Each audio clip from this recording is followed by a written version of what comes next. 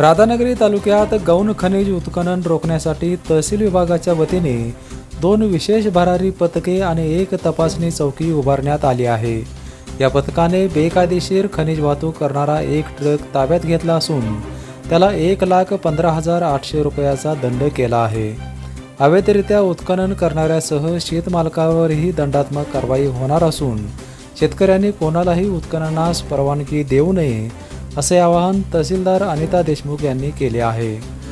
तालुक्यातील तळगाव दुर्गमानवाड हद्दीमध्ये अवैध गौण खनिज होत असल्याच्या तक्रारी प्राप्त होत आहेत। हे अवैध गौण खनिज उत्खनन रोखण्याकरता इकडील कार्यालयाकडून 2 पथके स्थापन करण्यात आलेली आहे। 1 चौकी स्थापन करण्यात आलेली आहे। वेळोवेळी गस्त घालण्यात येते। वेळोवेळी या ठिकाणी जाऊन जिथे अवैध उत्खनन झालेलं आहे तिथे पंचनामे केलेले आहेत। तसेच ऑगस्टमध्ये अवैध गौण खनिज उत्खनन वाहतूक करताना एका ट्रकला पकडण्यात आले होते। त्याच्यावरती 1,15,000 रुपये दंडाची कारवाई करण्यात आलेली आहे। तो दंड त्यांनी चलनाने भरलेला आहे। तसंच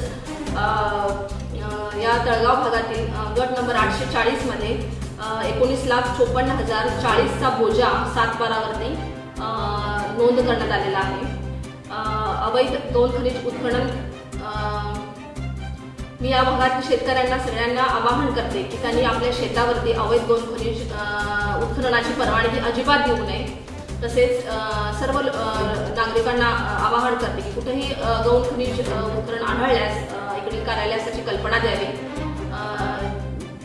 अवैध गौण खनिज उत्खनन करताना कोणी आढळल्यास त्याच्यावर कठोर कारवाई करण्यात येईल याची नोंद सर्वांनी घ्यायची आहे। पेपनसाठी राधानगरीहून उत्तम पाटील।